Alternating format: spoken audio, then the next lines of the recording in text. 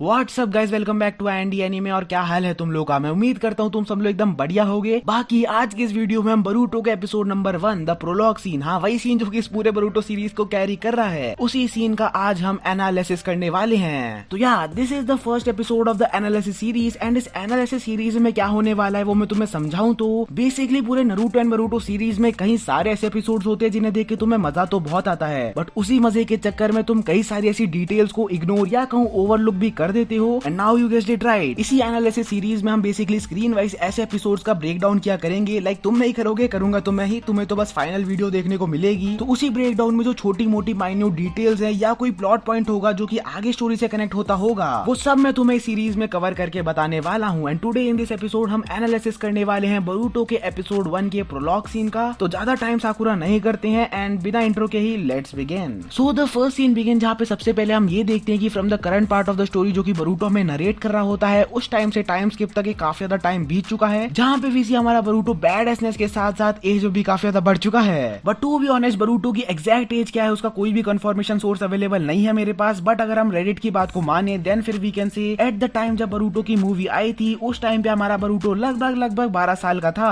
And according to the information of Reddit only, जब ये time skip वाला scene आया था उस टाइम पे बरूटो की एज लगभग 16 या फिर 17 कुछ हो चुकी थी। सो इससे हम ये कंक्लूड कर सकते हैं कि जो टाइम स्किप का पीरियड होने वाला है वो अराउंड 3 से 4 साल के बीच का होने वाला है। Second thing that I notice in this whole scene was two things related to Boruto's cloth, जहाँ पे बरूटो के क्लोथ यूजुअल से कुछ ज्यादा छोटे तो लग ही रहे हैं, बट अगर तुम ध्यान से देखो तो बरूटो जो उसके जैकेट के अंदर वो व्हाइट कलर का बनियान टाइप पहनता है वो भी फ्रॉम द बॉटम कम्प्लीटली फटने की हालत में है। और साथ ही साथ अगर तुम बरूटो के उस ब्लैक जैकेट को भी देखते हो तो वहाँ पे भी you will be able to notice कि बरूटो का जो जैकेट है वो भी उसके कर्मा वाले हैंड से एल्बो तक कम्प्लीटली फटा हुआ है। वेयर इट सीम्स लाइक कि बरूटो जो है वो अपने कर्मा से किसी बहुत ज्यादा पावरफुल अटैक को ऑब्जर्व करने की कोशिश कर रहा था, but he failed really badly and as a result उसके कर्मा हैंड के साइड पे जो जैकेट था उसकी हालत ऐसी हो गई। Then moving on the third thing that I notice, यार the third thing the whole world notice was कि कैसे हमारे चैड बरूटो के पास सास्के सर की अभी तक की सारी प्रेशियस पोजीशंस मौजूद है, फिर वो भले ही सास्के की स्वॉर्ड हो, उसका क्लोक हो या उसका हेडबैंड हो या फिर सास्के की बेटी ही क्यों ना हो, सब कुछ हमारे बरूटो भाई ने हथियार रखा है। क्या बोला तू? क्या बोला मैं? क्या हथियार रखा है बरूटो ने? आपका क्लोक, आपकी स्वॉर्ड और आपका हेडबैंड। अबे साले उसके बाद क्या बोला वो भौंकना? आपकी बेटी को भी बरूटो। अरे मारो मत सास्के सर, आपको आपकी लेफ्ट हैंड की कसम, अरे रिन्नेगान की कसम। अरे समझो यार, बोलना पड़ता है। आपको क्या लगता है मैं बरूटो और सारदा को शिप करूंगा? मैंने आपका नमक खाया है तो अब चिदोरी खा।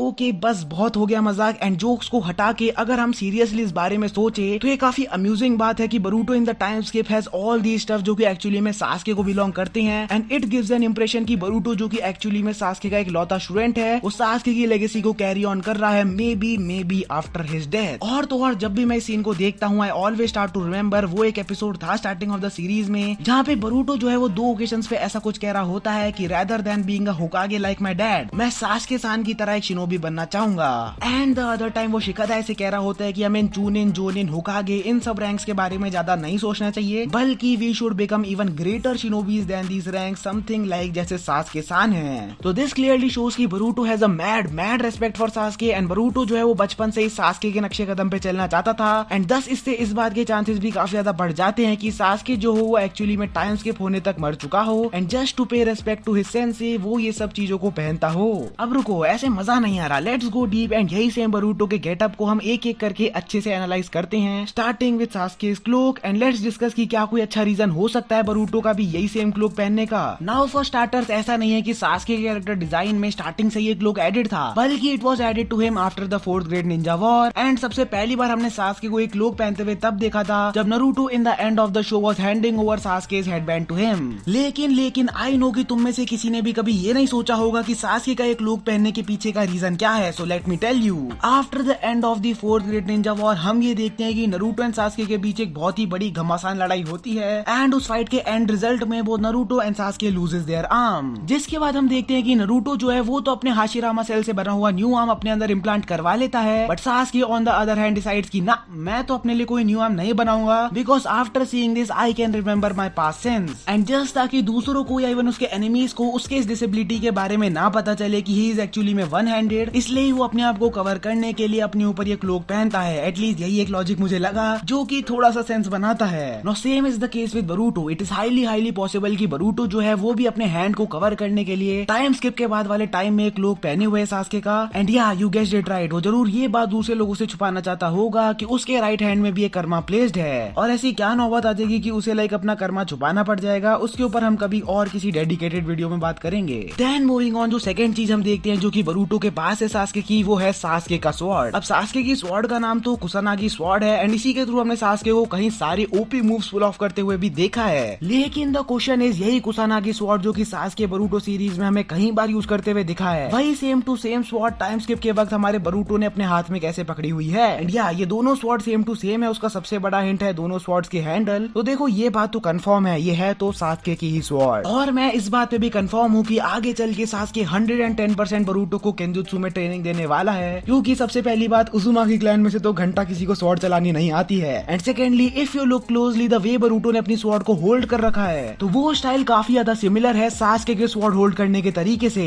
And on top of it the stance is also quite the same. तो मैं तो इस बात पे काफी ज्यादा श्योर हूँ कि बरूटो हैंड्स डाउन सास्के के साथ केंजुत्सु में आगे चल के पक्का से पक्का ट्रेनिंग करेगा, लिखवा के ले लो।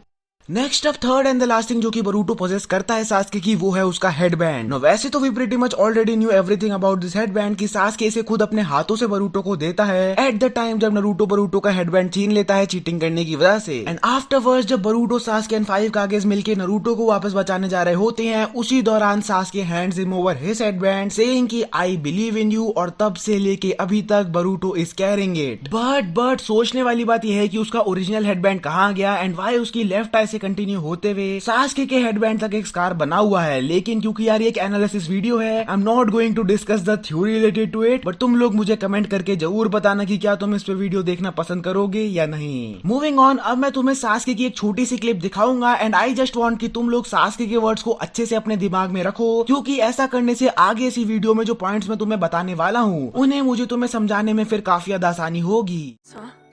The soul of a shinobi never changes, even if the times do. 言った通りかもな。忍びの本質は変わらない。たとえ世界が変わろうとも。俺はそう信じている。इन the last scene of this Boruto episode 1 prologue हम देख रहे होते हैं कि बरूटो जो है वो काफी बैड वे में सास्के का हेडबैंड पहन रहा होता है and at the same time we see that जो उसका कर्मा है वो बरूटो के हैंड से धीरे धीरे करके उसके फेस तक स्प्रेड हो रहा है। जिसी के बाद इन the end of all this वो अपने कर्मा एंड जोगान को एक साथ एक ही टाइम पे एक्टिवेट करते हुए कहता है I am still a shinobi. Now Boruto का यह कहना कि I am still a shinobi was in reply to Kawaki saying कि शिनोबीज का समय समाप्त हो चुका है या the age of shinobi is over. और इस लाइन का ये जो लाइन है the age of shinobi is over, इसके भी दो मीनिंग निकाले जा सकते हैं। एक जो कि काफी सिंपल है एंड ज्यादातर लोग इस लाइन को सुन के यही सोचते हैं कि कवाकी ने सभी शिनोबीज को ठिकाने लगा दिया है, जिसी के चलते कोई शिनोबी बचा नहीं अब इस दुनिया में and as a result the age of shinobi is over. लेकिन जो सेकंड मीनिंग है इस लाइन का एंड जो कि मुझे काफी ज्यादा मीनिंगफुल लगता है वो है कि age of shinobi is over का मतलब ये नहीं है कि सारे शिनोबीज एक्सटिंक्ट ही हो चुके हैं, बट रादर जो एडवांसमेंट हुई है in terms of power and technology उसी की वजह से अब कोई भी जना शिनोबीज के ऊपर बिल्कुल भी डिपेंडेंट नहीं है and as a result the age of shinobi is over. Also note power का यहाँ पे सीधा साधा मतलब हो सकता है कर्मा एंड आउत्सुकी से, क्योंकि तुम्हें पता ही होगा शिनोबीज जो होते हैं they use chakra to fight their opponents like fireball, jutsu, Chidori etcetera etcetera. लेकिन जिन लोगों के पास एक कर्मा होता है या जो लोग आउत्सुकीज होते हैं they can easily observe any jutsu thrown at them. And in respect to technology also ऐसे कई सारे साइंटिफिक टूल डेवलप हो चुके हैं जो कि सेम कर्मा के प्रिंसिपल पे ही वर्क करते हैं and they can also observe any given jutsu. लेकिन एक शिनोबी के लिए जिसकी मेन स्ट्रेंथ होती है ये टू फाइट विद चक्रा, वो तो देन फिर इनके सामने पावरलेस हो जाता है, which thus again refers to cases new power and technological advancement के चलते the age of shinobi is over now. अगर इससे भी तुम नहीं समझो तो मैं तुम्हें एकदम रियल लाइफ एग्जांपल से भी समझा देता हूँ। फॉर स्टार्टर्स हम ये कह सकते हैं कि जो एज थी ब्लैक एंड व्हाइट टीवी की वो अब 2021 में कम्प्लीटली एंड हो चुकी है। बट क्या इसका मतलब यह है कि ब्लैक एंड व्हाइट टीवी अब एग्जिस्ट ही नहीं करते इस दुनिया में? नहीं, ऐसा तो नहीं है ना। But the reality is black and white TV से भी कई सारे advance TV like LCD, LED, 4K पता नहीं क्या क्या अब आ चुके हैं, तो किसी को भी ब्लैक एंड व्हाइट टीवी देखने की जरूरत नहीं है अब। यानी कि in short black and white TV आज के जमाने में कम्प्लीटली ऑब्सोलीट हो चुके हैं। Now same is the case with shinobis also, क्योंकि अभी की टेक्नोलॉजी इतनी ज्यादा डेवलप हो चुकी है, एग्जाम्पल ईडा, डायमंड या कोड, एंड क्योंकि जो पावर स्केलिंग है लोगों की विद कर्मा वो किसी भी नॉर्मल शिनोबी की पावर को बहुत ही बड़े मार्जिन से सरपास करती है। तो इसलिए हम ये कह सकते हैं कि during the period of time skip shinobis का कॉन्सेप्ट एग्जिस्ट तो करता होगा, बट वो पावर के मामले में कम्प्लीटली ऑब्सोलीट हो चुके होंगे। और पॉसिबल है कि इसी रेफरेंस में कवाकी ने कहा हो the age of shinobi is over.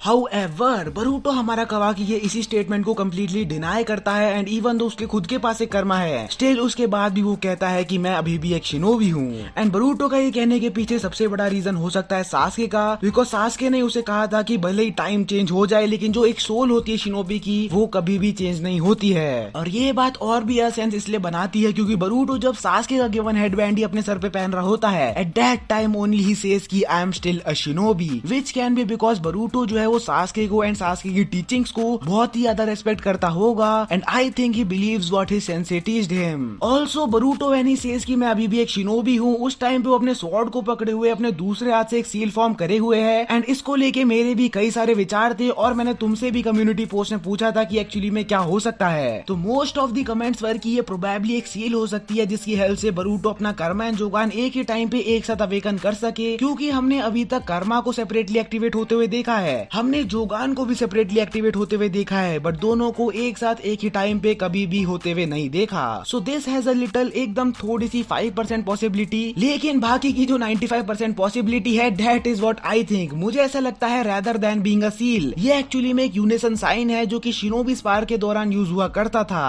अब यूनिसन साइन क्या होता है वो तुम्हें ना बताओ तो मैं तुम्हें एकदम शॉर्ट में बता देता हूँ। It is basically a traditional sign जो कि दो शिनोबीज आपस में लड़ने से पहले एक दूसरे को दिखाते थे, ये दर्शाते हुए कि they accept the culture and tradition of the shinobi world. और ये बात और भी ज्यादा सेंस इसलिए बनाती है because just after he makes that sign, उसी के बाद वो कहता है मैं अभी भी एक शिनोबी हूँ। एंड ये राइटर्स का बस एक वे हो सकता है हमें सबकॉन्शियसली ये जताने को कि बरूटो जो है हमारा वो अभी भी अपने आप को एक शिनोबी ही मानता है, and he is not just saying कि I am still a shinobi, but वो अपने साइन से ये पोर्ट्रे भी कर रहा है कि he has not forgotten his roots, and वो अभी भी शिनोबी कल्चर को पहले के जितना ही रेस्पेक्ट करता है। मूविंग ऑन, इन सब के अलावा भी दो ऐसी छोटी छोटी स्मॉल डिटेल्स थी जो कि मैंने सोचा कि तुम्हें अभी ही कवर करके बता देता हूँ, and they are first at the time जब हम होकागे स्टैच्यूज का एक वाइड एंगल शॉट देख रहे होते हैं तो उस समय हम ये बात कंफर्म कर सकते हैं कि नारुतो के बाद कोई और 8th होकागे नहीं बना, क्योंकि ऐसा हुआ होता तो उसका फेस स्ट्रक्चर भी वहाँ पे कार्व हुआ होता। एंड सेकेंडली जब शॉट चेंज होता है हमारे कवाकी के ऊपर, उस समय भी नोटिस क्लोजली तुम कवाकी का ये जो वेपन है या डंडा ही कह लो, उसमें और जिगेन का ये जो डंडा हुआ करता था जिससे वो कवाकी को मारा करता था, उसमें और इसमें ज्यादा फर्क नहीं है। So that is it for today guys. कैसा लगा तुम्हें हमारा एनालिसिस सीरीज का फर्स्ट एपिसोड नीचे कमेंट करके जरूर बताना। बाकी सॉरी अगर तुम्हें मेरी आवाज बार बार चेंज होती हुई या फिर थोड़ी सी अलग लग रही हो, क्योंकि एक्चुअली में ये वीडियो की रिकॉर्डिंग करते समय मुझे हल्का सा बुखार था, तो इस बार के लिए मुझे माफ कर देना। बाकी मैं मिलता हूँ तुम्हें बहुत ही जल्द, एक बहुत ही कमाल वीडियो पे काम चल रहा है, तब तक के लिए